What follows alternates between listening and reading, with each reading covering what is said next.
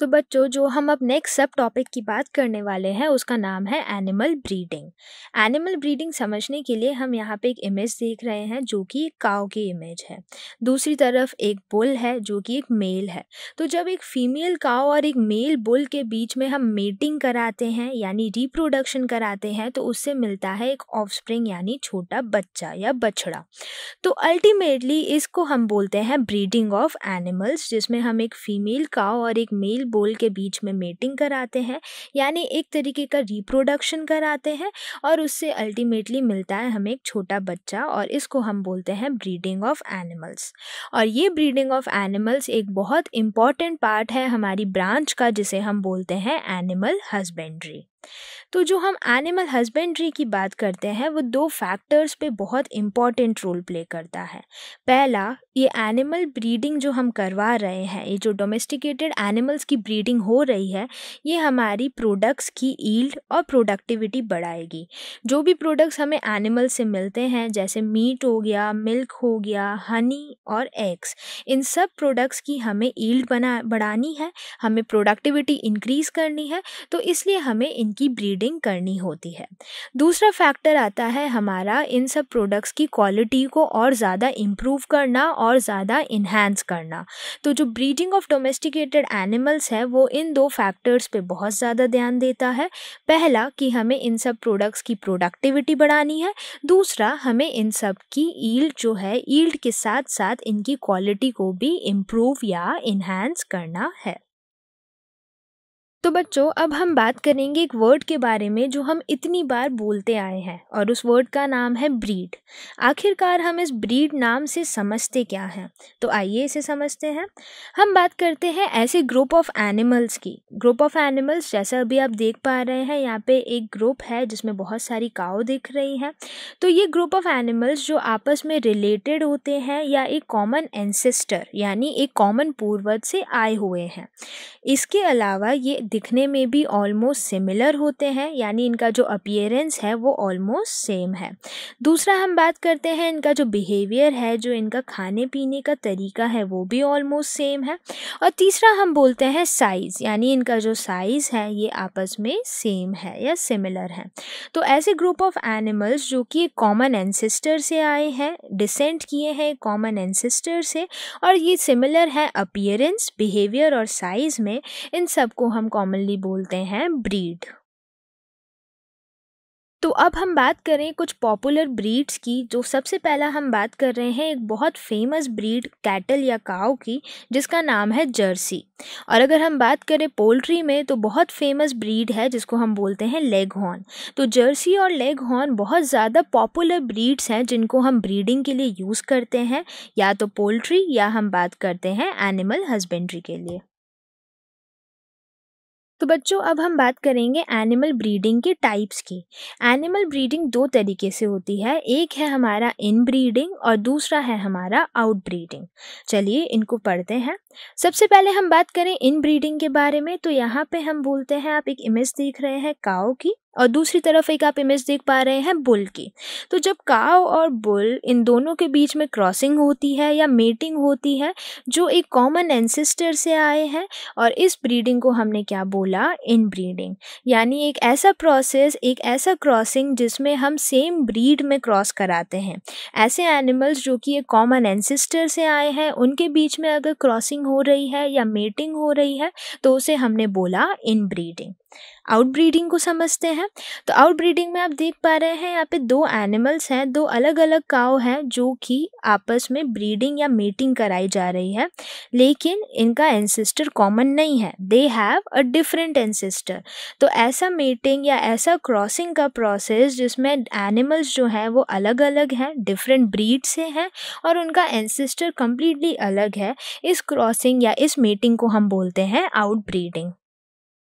तो चलते हैं और इनब्रीडिंग को थोड़ा और डिटेल में समझते हैं। यहाँ पे हम बात कर रहे हैं एक सुपीरियर काव की। सुपीरियर काव यानी जो अच्छी क्वालिटी है ब्रीड की, जो अच्छी क्वालिटी ऑफ काव है उसकी हम बात करते हैं। और एक हम बात कर रहे हैं सुपीरियर बुल की, यानी एक अच्छी क्वालिटी बुल की। इन दोनों के बीच में हम मेटिंग या क्रॉसिंग कराते हैं, लेकिन इसमें हम एक कंडीशन की बात करते हैं। कंडीशन ये है कि ये दोनों ब्रीड्स जो सेम है they should be related for 4 to 6 generations, यानी ये एक कॉमन एंसेस्टर से जो आ रहे हैं इनकी 4 से 6 जनरेशन से एक रिलेशन होना चाहिए और अल्टीमेटली इनसे मिलता है एक ऑफस्प्रिंग, और इस प्रोसेस को हमने बोला इनब्रीडिंग। तो इनब्रीडिंग में हमने बात की सुपीरियर एनिमल्स की, जैसे काव और बुल। इन दोनों के बीच में रिलेशन होना चाहिए having a common ancestor 4 to 6 generation तक, और इनके क्रॉसिंग से हमें मिलता है एक ऑफस्प्रिंग। तो हम इनब्रीडिंग में बोलते हैं कि यहाँ पे एक ली जाती है सुपीरियर काव। सुपीरियर काव यानी एक फीमेल काव जो कि बहुत ज़्यादा मिल्क प्रोड्यूसिंग होती है, यानी जो सुपीरियर काव ली जा रही है उसकी ये क्वालिटी है कि वो मिल्क ज़्यादा प्रोड्यूस करे, मिल्क ईल्डिंग कैपेसिटी ज़्यादा हो। दूसरी तरफ हम जो मेल लेते हैं वो होता है सुपीरियर बुल, और इस सुपीरियर बुल यानी मेल की ये क्वालिटी होती है कि ये या तो एग्रीकल्चरल एक्टिविटी में यूज़ किया जा सकता है या सामान को ट्रांसपोर्ट करने में यूज़ किया जा सकता है, जैसा आप इस इमेज में देख रहे हैं। और अल्टीमेटली इनके बीच में जो क्रॉस होता है उससे मिलता है हमें ऑफस्प्रिंग। ऐसा ऑफस्प्रिंग जो कि सुपीरियर होता है। सुपीरियर इन दो फीचर्स में, पहला फीचर कि ये मिल्क यील्डिंग क्वालिटी भी रखेगा अच्छी वाली, और दूसरा ये एग्रीकल्चरल एक्टिविटी में भी यूज़ हो पाएगा, जैसे कि superior bull as a parent use किया गया था। तो इस मेटिंग से जो हमें ऑफस्प्रिंग मिलते हैं, जब हम ग्रुप्स में मेटिंग कराते हैं सेम ब्रीड में, तो इतने सारे ऑफस्प्रिंग में से एक ऑफस्प्रिंग सेलेक्ट किया जाता है एज अ फीमेल काउ, और उन्हीं में ऑफस्प्रिंग में से एक और ऑफस्प्रिंग सेलेक्ट किया जाता है एज अ मेल बुल। और ये जो ऑफस्प्रिंग हम सेलेक्ट कर रहे हैं ये सुपीरियर क्वालिटी के ऑफस्प्रिंग्स होते हैं। इन सुपीरियर ऑफस्प्रिंग के बीच में फिर हम मेटिंग कराते हैं, और इस मेटिंग से हमें और ज़्यादा एक सुपीरियर ऑफस्प्रिंग मिलता है। तो ओवरऑल ये मेटिंग की जो साइकिल है, ये जो प्रोसेस है, ये कंटिन्यू चलता जाता है, जिसमें जब हम ग्रुप्स के बीच में मेटिंग कराते हैं तो लार्ज नंबर ऑफ ऑफस्प्रिंग हमें मिलते हैं, और इन ऑफस्प्रिंग में से फिर हम सुपीरियर क्वालिटी को आइडेंटिफाई करते हैं, सेलेक्ट करते हैं, और उनके बीच में मेटिंग करा के फिर हम एक सुपीरियर ऑफस्प्रिंग लेकर आते हैं। तो याद कीजिए, जब हम इन एनिमल्स के बीच में मेटिंग या क्रॉसिंग कराते हैं तो इनसे हमें प्योर लाइन्स मिलती है। प्योर लाइन्स यानी इन ब्रीडिंग इंक्रीजेस होमोजाइगोसिटी। इस होमोजाइगोसिटी की अगर हम बात करें तो इन ब्रीडिंग की वजह से हमें एनिमल्स की प्योर लाइन मिलती है, लेकिन इसी के साथ साथ जो हमें कैरेक्टर्स चाहिए वो डिज़ायर्ड कैरेक्टर्स भी हमें मिलते हैं। तो इन ब्रीडिंग कहीं ना कहीं एक बहुत इंपॉर्टेंट फैक्टर है या एक बहुत इंपॉर्टेंट प्रोसेस है जो हमें एनिमल्स की एक प्योर लाइन डेवलप करने में मदद करता है।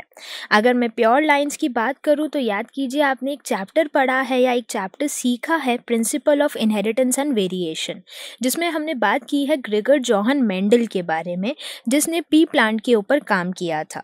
अगर आपको याद हो तो उसने पी प्लांट में एक टॉल प्लांट लिया था और एक ड्वार्फ प्लांट लिया था, और उससे अल्टीमेटली जब उन्होंने मेटिंग या क्रॉसिंग कराई थी तो उन्हें सारे टॉल प्लांट्स मिले थे, यानी उन्होंने अपनी प्रोसेस स्टार्ट करने के लिए प्योर लाइन डेवलप की थी पी प्लांट में। तो जिस तरीके से पी प्लांट या प्लांट्स में हम होमोजाइगस प्योर लाइन डेवलप करते हैं, वैसे ही हम एनिमल्स के अंदर भी ब्रीडिंग के टाइम पे प्योर लाइन डेवलप कर सकते हैं एक प्रोसेस की मदद से, जिसे हमने क्या बोला, इनब्रीडिंग। तो अल्टीमेटली अगर हम इनब्रीडिंग से बात करें कि हो क्या रहा है, तो इनब्रीडिंग से हमारे पास जो ऑफस्प्रिंग आ रहे हैं उनके अंदर बहुत सारे कैरेक्टर्स आ रहे हैं, यानी बहुत सारे अच्छे अच्छे डिज़ायर्ड कैरेक्टर्स इकट्ठा होते जा रहे हैं। तो inbreeding leads to the accumulation of superior genes. Superior genes यानी अच्छे वाले जीन्स जो कि हमारी प्रोडक्टिविटी बढ़ाने में मदद करेंगे। इसी के साथ साथ यहाँ देख पा रहे हैं आप इमेज में कि बहुत सारे ब्लैक कलर के ऑफस्प्रिंग हैं, एक हमें वाइट कलर का ऑफस्प्रिंग मिल रहा है, जो कि एक्चुअल में एक रिसेसिव जीन है। रिसेसिव जीन जो कि सुपीरियर नहीं है, जो कि हार्मफुल है हमारी इस पॉपुलेशन के लिए। तो अक्यूमुलेशन के साथ साथ यहाँ पे जो एक रिसेसिव जीन आया है, हमें उसे एलिमिनेट करना है। तो इन ब्रीडिंग हमें इसमें भी मदद करती है, यानी इन ब्रीडिंग हमारे हार्मफुल रिसेसिव जीन्स को एलिमिनेट करने में, हटाने में मदद करती है बाय अ प्रोसेस जिसको हम बोलते हैं सिलेक्शन। तो क्योंकि हम हर एक स्टेप में जो रिसेसिव जीन डेवलप हो रहा है, जो हार्मफुल जीन डेवलप हो रहा है, उसे हटा रहे हैं, उसे सिलेक्शन करके हटाते जा रहे हैं और सुपीरियर जीन्स को इकट्ठा करते जा रहे हैं, अक्यूमुलेट करते जा रहे हैं। तो इस वजह से अल्टीमेटली हमारी जो पॉपुलेशन है, जो इन ब्रीडिंग वाली पॉपुलेशन है, उसकी प्रोडक्टिविटी इंक्रीज हो जाती है, बढ़ जाती है।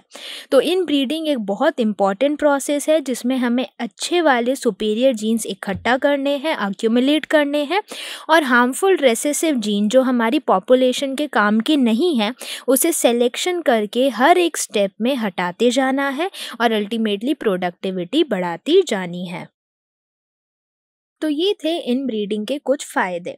अब अगर हम बात करें इन ब्रीडिंग के कुछ डिसएडवांटेजेस, कुछ नुकसान के बारे में, तो उसमें एक प्रोसेस आता है जिसमें हम बोल रहे हैं कंटिन्यूस क्लोज्ड इन ब्रीडिंग। अगर हम कंटिन्यूसली बार बार इन ब्रीडिंग करा रहे हैं क्लोज्ड इंडिविजुअल्स में, रिलेटेड इंडिविजुअल्स में, तो इससे एक फिनोमेना होता है जिसको हम बोलते हैं इन ब्रीडिंग डिप्रेशन। इन ब्रीडिंग डिप्रेशन में क्या होता है? इन ब्रीडिंग डिप्रेशन से हमारे जो एनिमल्स हैं, जो पॉपुलेशन है, उसकी फर्टिलिटी धीरे धीरे रिड्यूस होती जाती है और प्रोडक्टिविटी भी धीरे धीरे कम होती जाती है।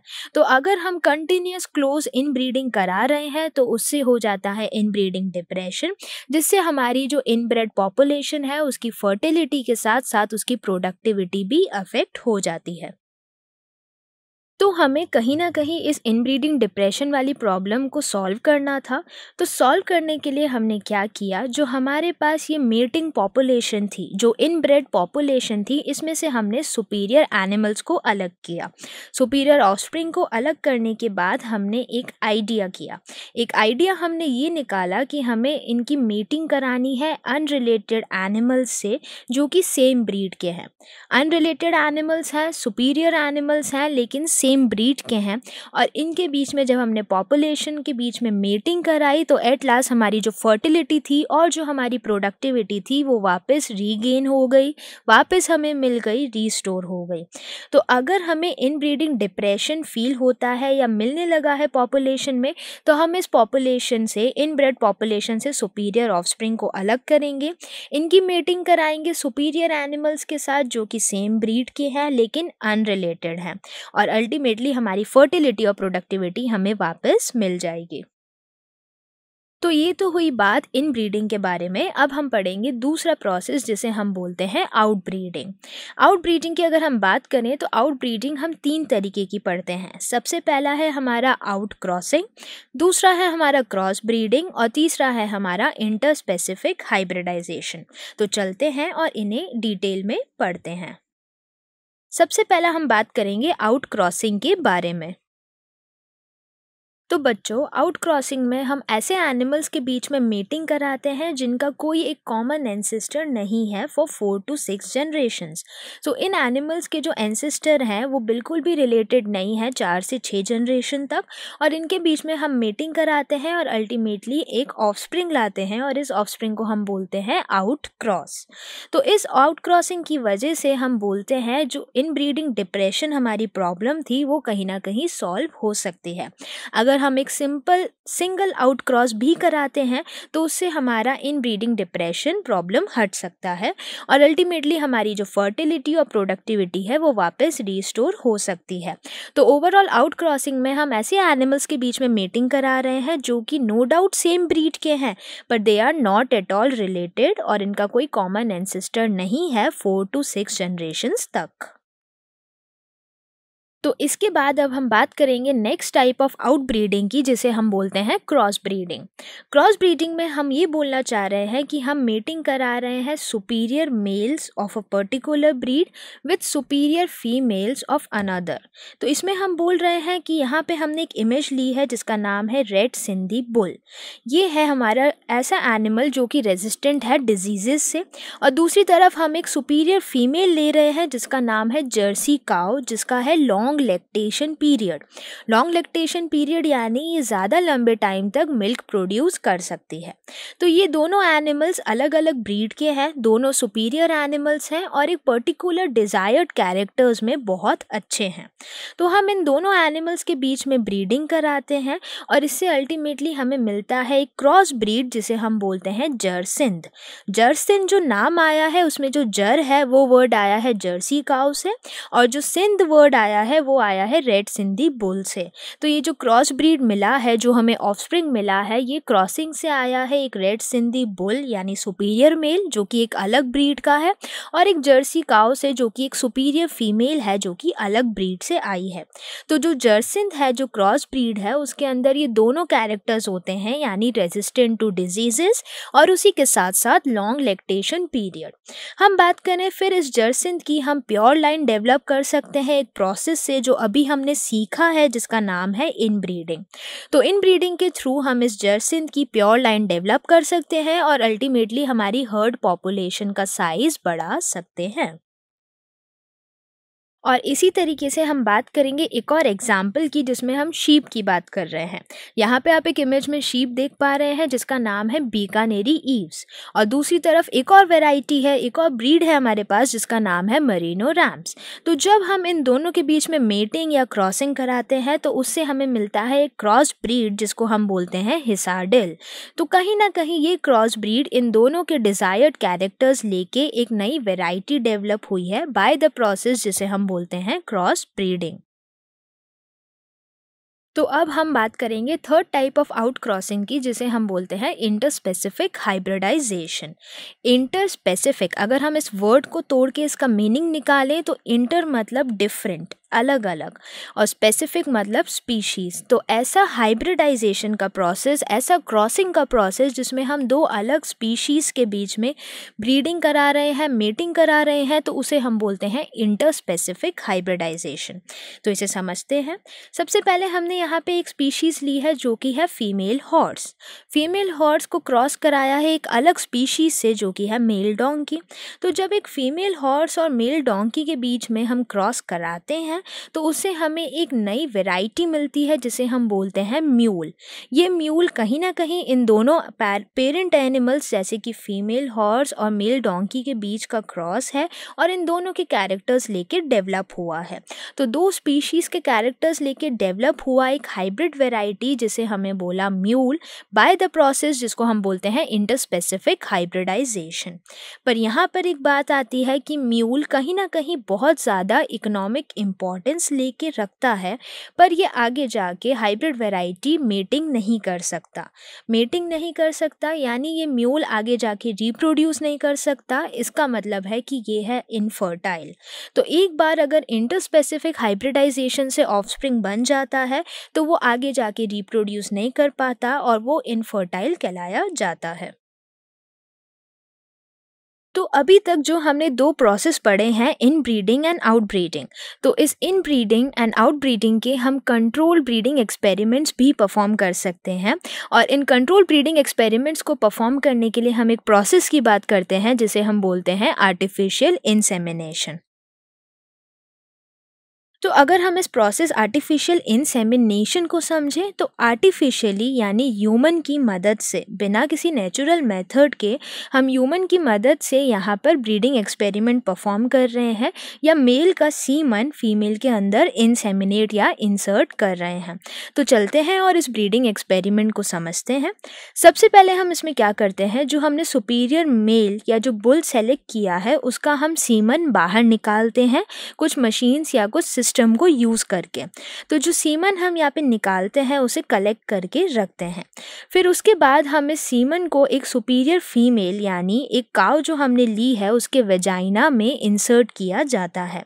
तो सीमन मेल से कलेक्ट करने के बाद इसको इंजेक्ट किया जाता है फीमेल काऊ के वेजाइना के अंदर। उसके बाद फिर हम थर्ड प्रोसेस की अगर बात करें, अगर सीमन हाथों हाथ यूज़ नहीं हो रहा है तो हम इसे फ्रीज़ करके स्टोर भी कर सकते हैं ताकि नेक्स्ट टाइम हम इसको यूज़ कर सकें या इसे कहीं और ट्रांसपोर्ट कर सकें जहाँ पे हमारी फीमेल काऊ है। तो जो सीमन हमने मेल से निकाला है उसे हम फ्रीज़ कर सकते हैं और फ्यूचर यूज़ के लिए काम में ले सकते हैं। तो इस आर्टिफिशियल इंसेमिनेशन प्रोसेस ने, इस कंट्रोल ब्रीडिंग एक्सपेरिमेंट ने वर्ल्ड वाइड हमारी बहुत सारी प्रॉब्लम्स को सॉल्व किया है। सबसे बड़ी प्रॉब्लम ये थी कि जो हमारे नॉर्मल मेटिंग एक्सपेरिमेंट्स थे, जो नॉर्मल मेटिंग का प्रोसीजर था, वो जहाँ हमें दिक्कत दे रहा था, जहाँ हमें प्रॉब्लम दे रहा था, वो हमारी आर्टिफिशियल इंसेमिनेशन से प्रॉब्लम सॉल्व हो गई है। यानी जो नॉर्मल प्रॉब्लम्स हैं हमारी मेटिंग की, वो ओवरकम हो गई हैं बाय अ प्रोसेस जिसको हमने क्या बोला, आर्टिफिशियल इंसेमिनेशन। इसी के साथ साथ हम बात करते हैं, जो हम मेटिंग की बात कर रहे हैं ऐसे एनिमल्स के बीच में जो जोग्राफिकली अलग अलग हैं। जोग्राफिकली यानी पूरे वर्ल्ड में वो अलग अलग कंट्रीज़ में प्रेजेंट है या कहीं और दूर प्रेजेंट है। तो इन दो एनिमल्स के बीच में मेटिंग कराना या इनको एक जगह पर लाना बहुत मुश्किल था। तो उस प्रॉब्लम को भी हमने सॉल्व किया, जिसमें हमने आर्टिफिशियल इंसेमिनेशन का एक थर्ड प्रोसेस सीखा था, यानी सीमन को स्टोर करना, फ्रीज़ करना। तो जो हमने मेल काऊ का सीमन लिया था, उसे जो स्टोर किया, जो हमने फ्रीज़ किया, उसे हम ट्रांसपोर्ट भी कर सकते हैं वहाँ पर जहाँ पर हमारी फीमेल काऊ प्रेजेंट है।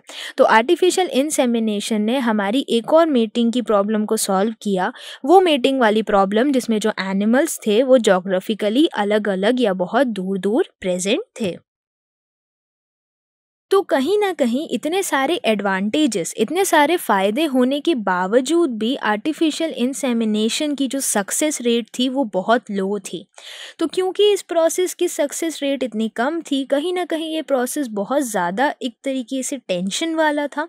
तो हमें एक दूसरा प्रोसेस ढूंढना था, हमें एक ऐसा प्रोसेस ढूंढना था जो कि हमारे सक्सेसफुल प्रोडक्शन कर सके हाइब्रिड्स का। जो हम हाइब्रिड्स बनाना चाह रहे हैं, जो आर्टिफिशियल इंसेमिनेशन से नहीं बन पा रहे हैं, हमें उसके लिए एक दूसरा प्रोसेस ढूंढना था और वो दूसरा प्रोसेस कहलाया जाता है MOET।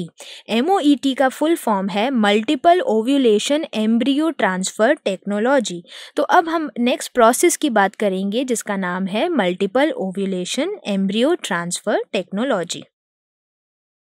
तो बच्चों चलते हैं और इस प्रोसेस को थोड़ा डिटेल में पढ़ते हैं। तो हम बात कर रहे हैं multiple ovulation embryo transfer technology के बारे में, जिसको हमने शॉर्ट में बोला MOET। ये एक ऐसा प्रोसेस है जिसमें हम आसानी से हाइब्रिड वैरायटी बना सकते हैं, सक्सेसफुली डेवलप कर सकते हैं और जो हमारा हर्ड है, जो हमारा ग्रुप है, उसका साइज़ इम्प्रूव कर सकते हैं। तो इस प्रोसेस में हम क्या करते हैं, सबसे पहले हम एक superior cow as a female लेते हैं और इसको हम इंजेक्शंस देते हैं। इंजेक्शंस जिसमें हम हार्मोन वाले इंजेक्शंस प्रोवाइड करते हैं। हार्मोन जैसे कि FSH का फुल फॉर्म है फॉलिकुलर स्टिमुलेटिंग हार्मोन, जिसको आप आगे के चैप्टर्स में पढ़ेंगे। तो जो फीमेल काऊ है उसे हम एक हार्मोनल एक्टिविटी देते हैं, एक FSH हार्मोन देते हैं। ये FSH आगे जाके क्या करता है, ये फॉलिकुलर स्टिमुलेटिंग हार्मोन सबसे पहला फॉलिक्यूलर मैच्योरेशन करता है। जो फीमेल काऊ है उसके अंदर जो हमारे फॉलिकल्स हैं, जो आगे जाके मैच्योर एग बनाने में मदद करेंगे और स्पर्म के साथ फ्यूज़ होंगे। तो इन मैच्योर एग को बनाने के लिए फॉलिकल्स को मैच्योर होना बहुत ज़रूरी है। तो FSH हार्मोन सबसे पहले फीमेल काऊ के अंदर फॉलिकल्स को मैच्योर करता है। दूसरा, जहां हम सिर्फ एक एग की बात कर रहे थे, अब FSH की वजह से बहुत सारे एग यानी 6 to 8 एग्स एक साथ बन जाते हैं, डेवलप हो जाते हैं और इस प्रोसेस को हम बोलते हैं सुपर ओव्यूलेशन। तो FSH दो इम्पॉर्टेंट प्रोसेस परफॉर्म कर रहा है फीमेल काऊ के अंदर। सबसे पहला ये फॉलिकल्स को मैच्योर करने में मदद कर रहा है और दूसरा ये सुपर ओव्यूलेशन कर रहा है। जहाँ हमें सिर्फ एक मैच्योर एग मिलता था रिप्रोडक्शन के लिए, वहाँ अब हमें 6 to 8 एग्स मिलते हैं रिप्रोडक्शन के लिए। सो एफएसएच की एक्टिविटी के बाद यानी फॉलिकल का मेच्योर होना और सुपर ओव्यूलेट होने के बाद हम थर्ड प्रोसेस पे जाते हैं जिसे हम बोलते हैं मेटिंग। मेटिंग या तो हम करा सकते हैं एक एलाइट बुल के साथ, यानी जो हमने सुपीरियर फीमेल काउ ली है उसकी मेटिंग हम करा रहे हैं एलाइट बुल के साथ, या हमने अभी अभी एक प्रोसेस सीखा था जिसे हमने कहा था आर्टिफिशियल इंसेमिनेशन, तो आर्टिफिशियली भी हम इसे इंसेमिनेट करवा सकते हैं। मेटिंग के बाद फोर्थ प्रोसेस आता है हमारा फर्टिलाइजेशन। फर्टिलाइजेशन जिसमें आप यहाँ इमेज में देख पा रहे हैं राइट हैंड साइड में कि जो हमारे 6 to 8 एग्स हैं उनको फर्टिलाइज किया जाता है स्पर्म की मदद से। स्पर्म जो या तो सीमन से आया है आर्टिफिशियल इंसेमिनेशन के थ्रू, या जब हमने उसकी मेटिंग कराई है एलाइट बुल के साथ। तो मेटिंग के बाद होता है फर्टिलाइजेशन का प्रोसेस जिसमें स्पर्म फ्यूज होता है एग के साथ।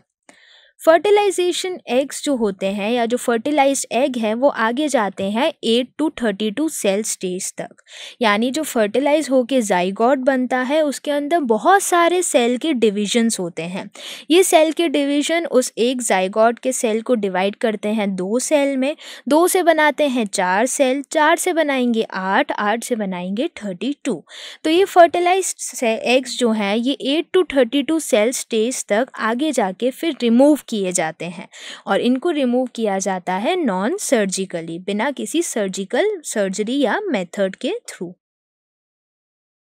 तो ये फर्टिलाइज्ड एग जब हम नॉन सर्जिकली रिमूव करते हैं 8 to 32 सेल स्टेज के बाद, तो इन फर्टिलाइज्ड एग को हम ट्रांसफ़र करते हैं दूसरी मदर्स के अंदर जिनको हम बोलते हैं सरोगेट मदर्स।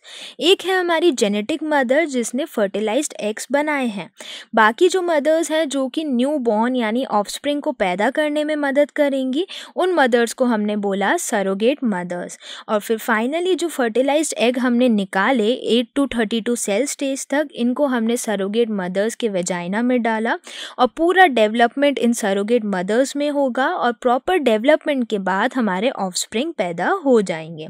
और फाइनली जो हमारी जेनेटिक मदर है वो जेनेटिक मदर अवेलेबल है वापस सुपर ओव्यूलेशन के लिए, और इसीलिए हमने इस प्रोसेस को बोला एम्ब्रियो ट्रांसफ़र, जिसमें जो हमारा 8 to 32 सेल स्टेज वाला सेल था, जो एम्ब्रियो था, वो अल्टीमेटली आगे जाके ट्रांसफ़र किया जाता है सरोगेट मदर्स में, और इसलिए हमने इसे नाम दिया embryo transfer technology, multiple ovulation embryo transfer technology.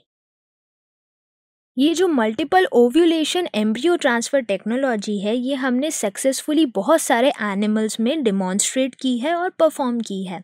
तो सक्सेसफुली जो जिन एनिमल्स में हम ये MOET परफॉर्म कर पाए हैं वो है हमारे कैटल्स जैसे कि काऊ, शीप, बफेलोस और रैबिट।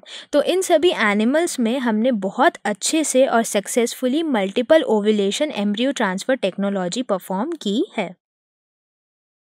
तो हमने multiple ovulation embryo transfer technology को यूज़ किया है, और जो हाई मिल्क यील्डिंग फीमेल है जो ज़्यादा क्वांटिटी में मिल्क प्रोड्यूस कर पा रही है उसकी क्रॉसिंग हमने कराई है high quality meat yielding bull के साथ। तो ये दोनों डिज़ायर्ड कैरेक्टर्स हैं, एक तरफ हमें हाई मिल्क भी चाहिए और दूसरी तरफ हमें हाई क्वालिटी का मीट भी चाहिए। तो इन दोनों को क्रॉस किया गया है और फाइनली हमने हमारी हर्ड साइज़ को भी इंक्रीज़ किया है। जो ग्रुप है कैटल्स का उस हर्ड साइज को हमने इंक्रीज किया है इस MOET के थ्रू। तो चलिए बच्चों एक और कॉन्सेप्ट टेस्ट देखते हैं। क्या आप रेडी हैं एक चैलेंज के लिए? तो क्वेश्चन है, the meeting of more closely related individuals within the same breed for 4 to 6 generation is called age. ऐसा मीटिंग का प्रोसेस जिसमें हम क्लोजली रिलेटेड इंडिविजुअल्स ले रहे हैं, सेम ब्रीड है और 4 to 6 जनरेशन्स तक रिलेटेड है, इस प्रोसेस को क्या हम आउटब्रीडिंग बोलते हैं, क्रॉस ब्रीडिंग, आउट क्रॉसिंग या डी है इन ब्रीडिंग। हम यहाँ पर वीडियो को पॉज करेंगे 2 मिनट के लिए, तब तक आप इस क्वेश्चन को सॉल्व करेंगे। तो हमारा आंसर है इन ब्रीडिंग। रीज़न, इन ब्रीडिंग एक ऐसा प्रोसेस है मेटिंग का जिसमें क्लोजली रिलेटेड इंडिविजुअल्स को हम ब्रीड कराते हैं जो कि रिलेटेड है 4 to 6 जनरेशन्स तक।